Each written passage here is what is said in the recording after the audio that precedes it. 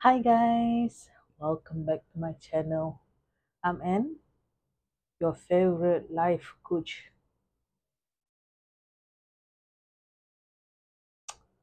Tak apalah kan, shop sendiri sikit kan. Siapa nak puji? Kan, terus siapa nak puji kita? Kita lah puji diri kita kan. Okay, so video hari ni aku nak buat pasal financial freedom. Kot lah, ada siapa-siapa yang tertanya kat aku kan. Macam like, Anne,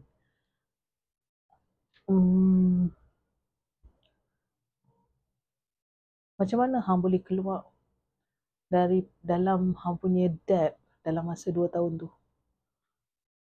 So sini aku nak bagi jawapan dia. Okay. Dan aku harap benda ni boleh help siapa yang duk tanya soalan tu kat aku lah. Kan? Sebab kadang-kadang apa nama, bila kita tengok tak ramai yang ada masalah debt pun.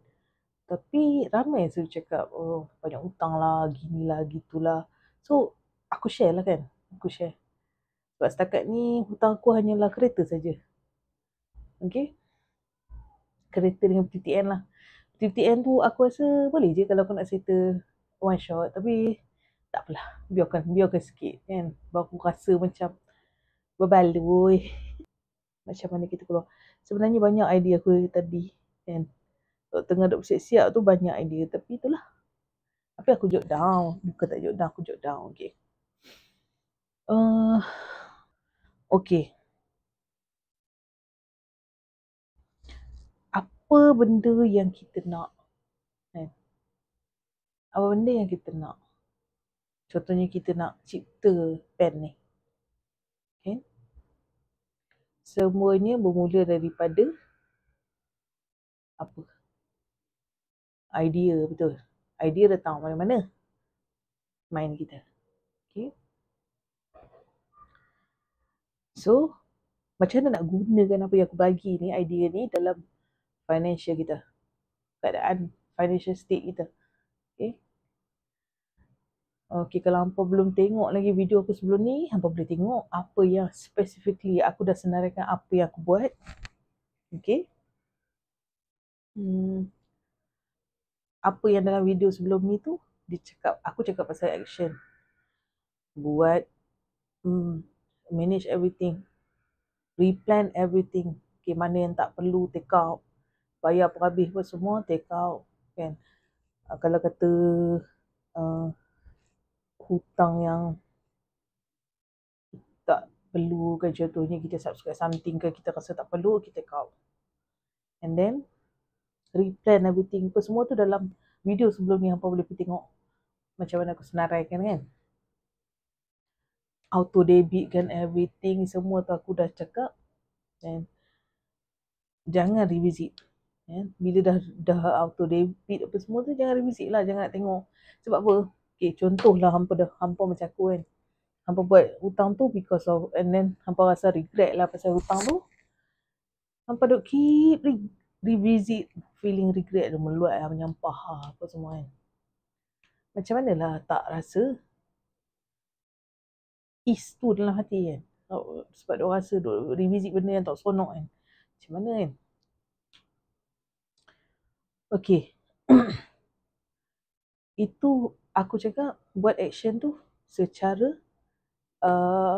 physically. Dah buat dah semua, dah set up semua, auto debit semua dah in order. Macam mana nak prepare emotionally. Sebab mind kita ni, dia memang kita dah set up semua. Lepas tu dia macam doubt. Ragu-ragu. Betul ke apa yang aku buat ni? Betul ke? Tak lah. Aku rasa kalau nak keluar daripada financial freedom ni, aku kena kerja. Aku kena tambah kerja. Buat OT. Aku kena pergi cari kerja part time. Aku cakap daripada apa yang aku rasa weh. Ya. Aku dah kerja office hour dan aku nak pergi buat part time lah. Sebab aku rasa that's the idea for me untuk keluar daripada ni. Daripada financial state aku, which is settlekan masalah dengan tambah income. in a way mungkin setengah orang, tapi sampai kau tak ada rest. The next day kau mampu ke? Jangan sampai kau buat kerja ni, esok punya kerja terganggu. Yang kerja yang hakiki ni, dia menjanjikan financial yang apa orang kata tetap. Okay? So, macam mana nak tame kita punya mind ni? Supaya dia tak macam-macam. Sebab benda tu akan settle. Duit kan bila kita ni, masalah dia bila kita pergi kacau. Kan? Bila pergi kacau. Okay ya. Daripada 2 tahun ni aku cakap aku settle aku punya debt ni. Aku debtless kan. Okay. Debt free. Aku tak ada tambahan gaji ke apa. Adalah sikit. Ketahunan punya kan. Tapi still lagi-lagi banyak daripada aku punya hutang. Monthly yang aku kena bayar. Okay. So, macam aku cakap lah, emotional, malam-malam sampai aku rasa anxious bangun, macam, apalah nak jadi, sekarang aku ni diisytiharkan sebagai bankrupt lah, apalah, loan tak bayar lah, apa semua. Okay, because that's how I've been, apa orang kata? I've been growing up aku growing up itu yang aku tengok. Okay, sebab mak bapak kita dulu, to be honest, bukannya orang senang sangat, bukannya ada peluang nak belajar macam kita. Takat tu je orang mampu. So diorang, that's how their mind think, that's how their state, and that's been, and what the state they are been passed down to us. Not only genetic, okay, not only DNA, the way we handle things, the way we handle stress, the way we handle financial is been passed down. Okay. Sebab tu orang, kalau dalam psikologi, kalau you nak tengok, orang akan tengok childhood dia, apa masalah dengan dia. Okay, tak percaya tengok ni apa Jeffrey Dahmer ke apa semua macam tu lah, cerita-cerita pasal psikologi lah. Okay. Sebab apa, mind kita ni akan ada urge rasa betul ke ni, akan ada tahu, akan ada selalu rasa macam rasa nak betul plan ni apa semua ni, rasa nak visit. Bila dia mind, jangan marah dia, talk so, calm dia down.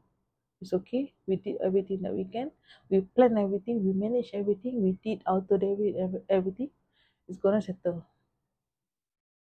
Like kawan kita kan, kawan kita datang kan, bawa risau kan, aku takut lah ni, kita bagi tahu dia apa, kau ni lah apalah, kenapa kau risau, janganlah risau.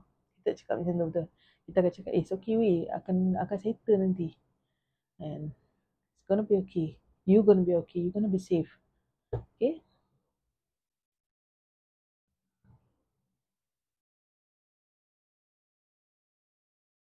Lama-lama kita akan keluar dari situasi tu tanpa kita sedar. Aku pun terkejut. Sebab ada kot time yang aku duk check juga kan. Okay, just orang kata pantau lah kan. Aku punya baki apa semua. Tapi most of the time aku macam enjoy lah life aku. And that time I've been macam dealing with something. So that time aku gunakan dengan yoga, meditate. So dia team aku. Aku bersyukur lah sebab that time aku diperkenalkan dengan diperkenalkan dengan yoga, meditation apa semua, and like aku go ke arah tu kan. So yeah,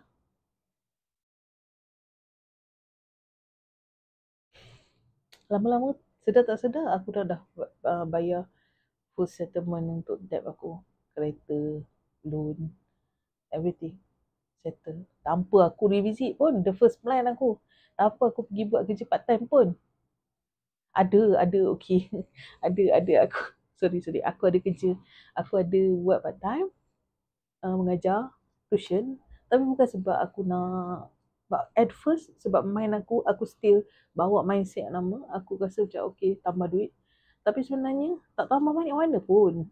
Okay, tak tambah banyak mana pun, tapi disebabkan aku seronok PC masa lapang time tu, aku seronok mengajar. Bolehlah dia untuk cover makan kan, cover makan apa semua kan. Walaupun debt ni dah dengan gaji aku tinggal berapa puluh je kan, sebulan. So yang tu tambah makan.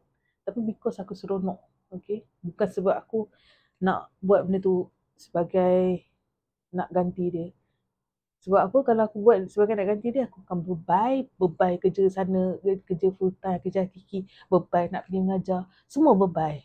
Okay, macam apa, aku nak hidup ni pun dalam kebebaian. So I don't want to live like that. I want to feel happy doing things. I love my job, I love mengajar, okay, I love doing this. Okay, kalau apa tengok YouTube aku ni daripada gini, that's the thing that I want to do. In fact, aku ada satu channel untuk hobi aku lah, singing. Okay, pergi check. Aku tak nak tak ni kan. Okay. So dalam pada masa tu dia tarik mind kita. Bukan kata kita tak risau, kita risau. Kita takut what's gonna be. Tapi bila kita buat kita punya calculation already, by the end of the day we still paid everything. There's nothing missing. So just nak handle macam mana dengan doubt, worries apa semua tu supaya dia tak fuck up things. Yang tu yang paling penting. Sebab kadang-kadang kita sabotage ourselves untuk elak benda tu. So itulah. Okay, I hope this video help you guys. And if you want to work one-on-one with me, I do have the course. I do provide that service, one-on-one as in coaching. Okay, so DM me, contact me on this channel or what. Okay, so until next time, bye.